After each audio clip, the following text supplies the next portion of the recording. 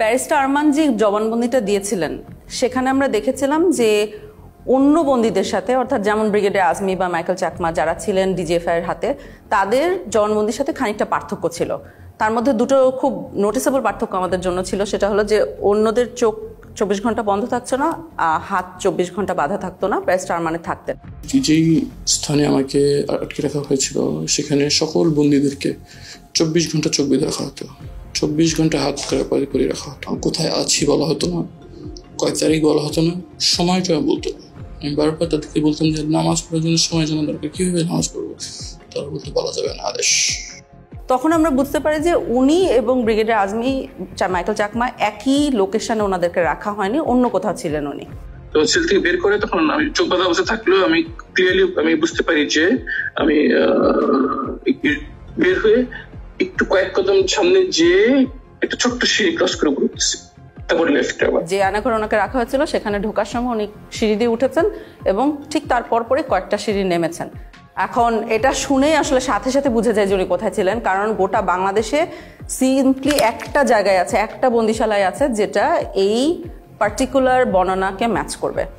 তো ওইখানে উনি এক পর্যায়ে বলেন যে ওনার পায়ের নিচে ছিল মসৃণ টাইলস, সাদার মতো, এবং ঠান্ডা ছিল। ছোট্ট সিঁড়ি যখন ক্রস করে যাই তখন এটা 5 থেকে 7 কদমের সিঁড়ি হবে এবং খালি পায়ে আমাকে যতবার বের করা হয়েছে তখন খালি পায়ে পরে যে আমাকে জুতা পরা হচ্ছে বের করা হয়েছে, খালি পায়েটা আমি একদম ক্লিয়ারলি বুঝে দিয়েছি যেটা সিঁড়ি টাইলস লাগানো সিঁড়ি ছিল। কিন্তু ওই রুমে অলরেডি আমরা অক্টোবরের মধ্যে অভিযান একটা চালিয়েছিলাম, আমরা ইন্সপেক্ট করে এসেছিলাম, ওখানে কোনো টাইলস ছিল না, ওটা সম্পূর্ণ সিমেন্টের একটা ফ্লোর। সো আমরা কর্মকর্তাদের ডেকে, অফিসারদের ডেকে জিজ্ঞেস করা শুরু করি যে টাইলস কই।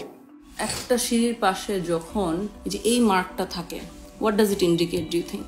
নো আইডিয়া, কারণ আমি তো বিল্ডিং এর এক্সপার্ট না। টাইলস, এই সিঁড়ি টাইলড ছিল।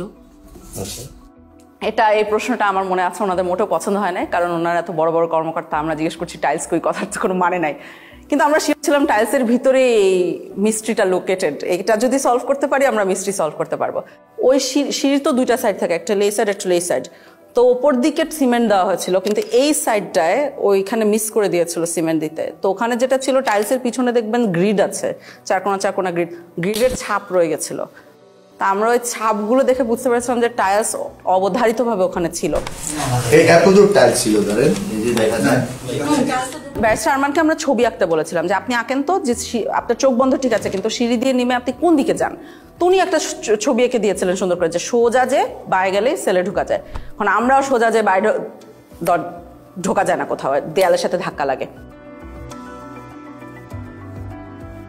ওইখানকার যখন ছবি ব্যারিস্টার আরমানকে দেওয়া হয় তখন ব্যারিস্টার আরমান বলেন যে এখানে কি কিছু হয়েছে দেয়ালে, দেয়ালটা মানে কি জানি একটা তারতম্য আছে, এরকম একটা উনি ইন্ডিকেশন করেন।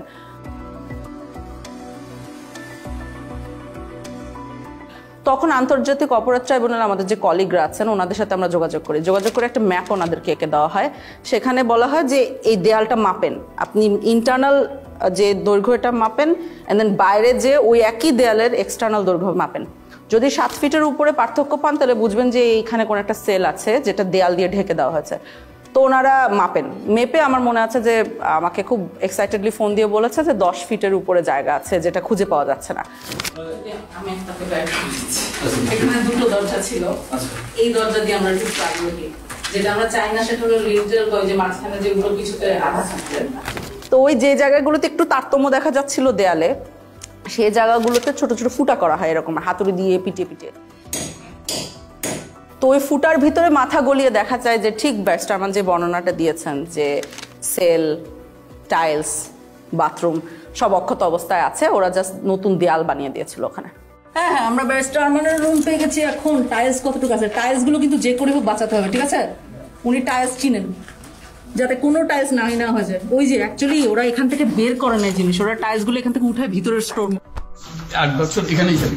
I couldn't stay all night from the sun. They used to blindfold us and handcuff us. In the night, they used to handcuff us at the back. They wouldn't tell us where I was. They wouldn't tell us even time for prayers. Literally, it felt like I was buried alive. এরকম হতো যে 24 ঘন্টা চোখ বেঁধে হাত দিয়ে বসে রাখতো, উচ্চ দিতেন না।